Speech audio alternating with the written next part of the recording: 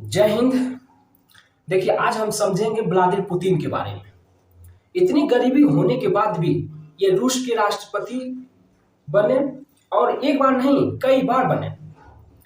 इनके जीवन की कुछ घटनाएं रही, ये किस तरह से संविधान को बदले और वहां के 2036 तक राष्ट्रपति बनने का इन्होंने किताब हासिल कर लिया।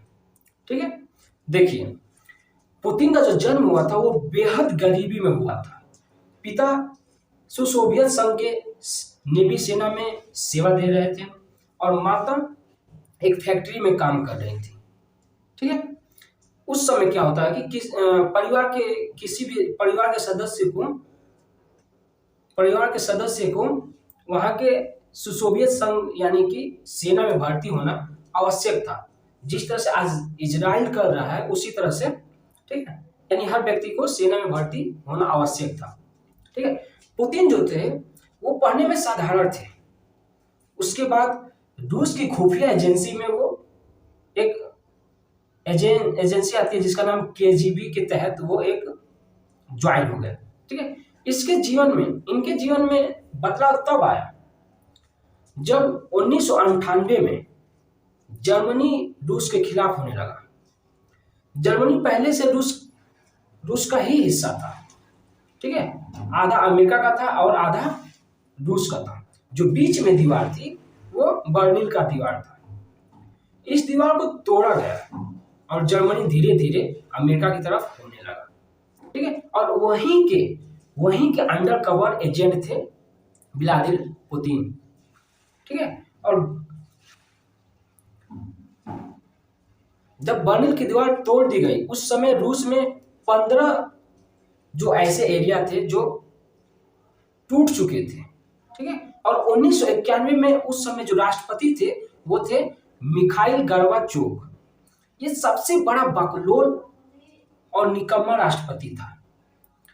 इसके सामने कई घटना हुई लेकिन ये कंट्रोल नहीं कर पाया, जैसे बर्लिन की दीवार टूटी। ठीक है, और भी कई ऐसे। फिर उसके बाद ये इस्तीफा दे दिया। उसके बाद आए बोरिस येल्सिन। बोरिस येल्सिन जो थे वो एक नंबर का निकम्मा और बहुत बड़ा पियक्कड़ था। अब कोई भी राष्ट्रपति अगर ऐसा करेगा, जैसे पी के वो कहीं ना कहीं कुछ बोल देता था, कुछ गलत हरकतें करता था, तो किसी भी देश के राष्ट्रपति को इस तरह से करने का, तो उनकी क्या हुई, उस समय उनका इमेज डाउन होने लगा। इसने सब जो बोरिस येल्सिन थे, ये सबसे बड़ा एक गिरने का इनका कारण था कि इन्होंने क्या किया कि तुरंत उस देश में, रूस में प्राइवेटाइजेशन तुरंत लागू कर दिया, जिसकी वजह से वहां का अर्थव्यवस्था पूरी तरह से गिरने लग गई।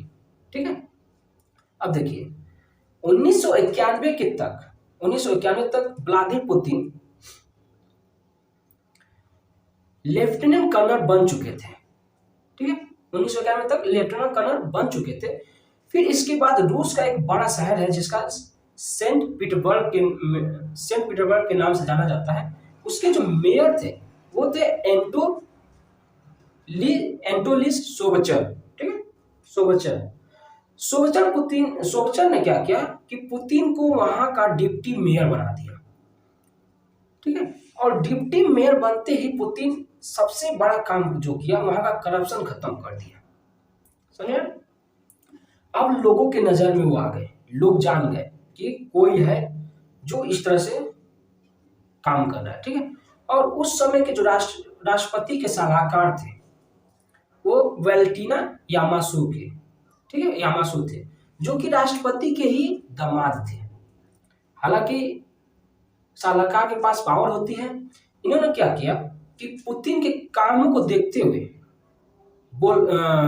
राष्ट्रपति बोरिस येल्सिन का इनको एडवाइजर बना दिया। समझे? ठीक है, और बोरिस येल्सिन क्या हुआ कि बोरिस येल्सिन पुतिन पे बहुत भरोसा करते थे। ठीक है, जहां जाते थे पुतिन को लेकर जाते थे। कोई भी फैसला ये पुतिन के मशवरे के हिसाब से ही करते थे और पुतिन को हमेशा बोल्ड स्टेप लेने के लिए जाना जाता था। समझ रहे हैं? ठीक। 1999 में जब रूस के प्रधानमंत्री पुतिन को बनाया गया, लेकिन पुतिन का जो सपना था वो राष्ट्रपति बनने का था, क्योंकि वहां का जो पावर होता है, सबसे ज्यादा जो ताकत होती है वो राष्ट्रपति में होता है।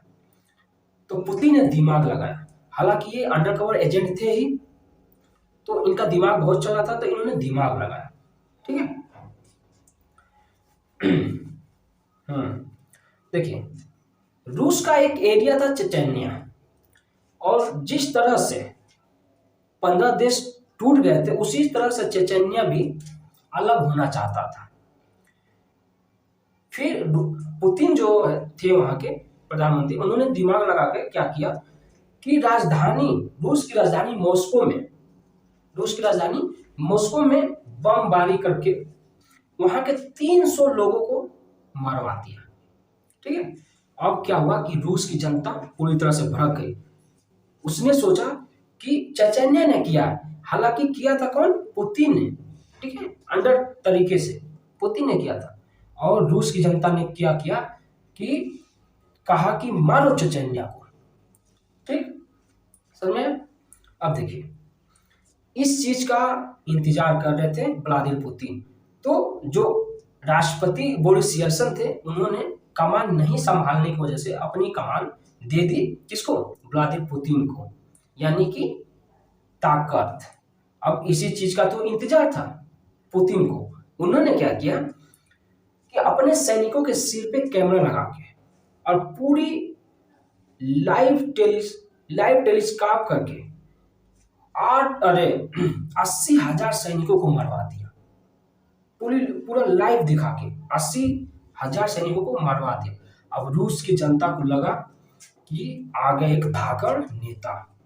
ठीक है, पूरे रूस की जनता के बीच पुतिन जो है पूरी अच्छी तरीके से बैठ गए थे।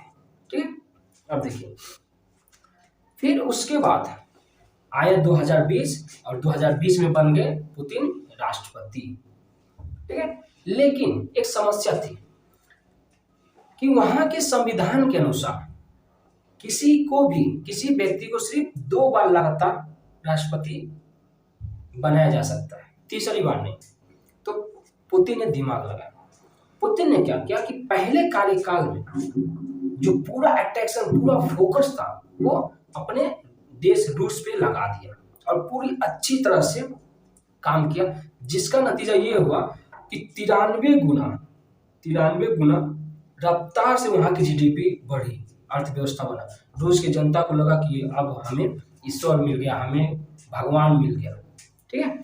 तो 2000 से लेकर 2004 तक राष्ट्रपति बने, पहला कार्यकाल, और दूसरा कार्यकाल 2004 से लेकर 2008 तक। समझे? फिर इन्होंने क्या किया कि 2008 के बाद 2012 के बीच इन्होंने अपने एक चमचे को राष्ट्रपति बना दिया और खुद बन गए प्रधानमंत्री।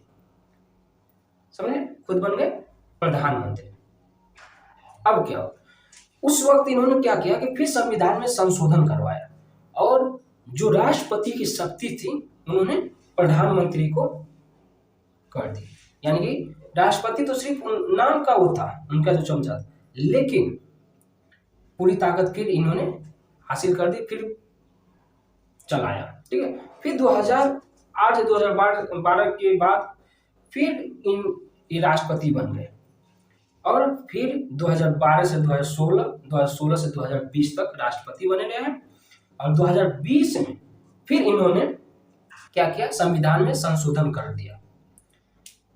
2012 में फिर संशोधन करके फिर जो प्रधानमंत्री के पास पावर थी वो 2012 में फिर ले लिए राष्ट्रपति के पास, और 2012 से 20 तक राष्ट्रपति बने रहे। और 2020 के बाद इन्होंने फिर संशोधन किया संविधान में और कर दिया कि 2036 तक पुतिन ही वहां के राष्ट्रपति रहेंगे। पूरा मामला ही बदल दिया। अब इनके विरोधी भी इनके विरोधी जो थे कुछ नहीं कर पाते। वो इसलिए क्योंकि ये कब उनको मरवा दे, कब उनके यहाँ रेड पड़वा दे, कब उनको उठवा दे, ये कोई नहीं जानता था। भाई खुफिया एजेंट था, दिमाग बहुत चलता था, दिमाग ऐसा चलता था कि मतलब सिकंदर का एक तरह से समझिए कि दिमाग था इसके अंदर, ठीक है। तो इस तरह से पुतिन की जीवन शैली थी। इन्होंने क्या किया कि सबसे बड़ा दिमाग यहाँ लगाया कि ये अपने देश से दूसरे देश में ये हमेशा लड़ाई करवाते रहते हैं। जो वर्तमान में यूक्रेन और रशिया में चल रही है लड़ाई, ये हमेशा लड़ाई करवाते रहते हैं। वो इसलिए क्योंकि जो देश के लोग हों वो डायरेक्ट सरकार से सवाल ना पूछ पाए। भाई किसी भी देश में अगर लड़ाई हो रही है तो देश के लोग सोचेंगे कि पहले हम जीते, फिर उसके बाद जो होगा सो देखा जाएगा। जैसे अगर हमारे ऊपर कोई मान लो पाकिस्तानी चाहे किसी भी देश का कोई हमलावर करता है तो हम क्या करते हैं, हमारा पूरा देश एक खड़े हो जाते हैं, मारो मारो। उसी तरह से पुतिन ये अच्छी तरीके से जानते हैं क्योंकि चाइना भी इससे पहले कर चुका था। तो पुतिन की ये रणनीति है, इनका गोल बहुत सटीक साफ है और ये बहुत दूरदर्शी है। समझ में? वीडियो लंबा हो जाएगा, हालांकि हम लोग के पास उतनी सुविधा नहीं है कि हम एक एक पॉइंट को और पकड़ें, लेकिन हम समझाने की कोशिश करते हैं कि जो मेन मुख्य जो बेसिक चीज़ें हैं आप तक पहुंच जाए, ठीक है। आई होप आप इसे समझे होंगे। मिलते हैं नेक्स्ट क्लास में। जय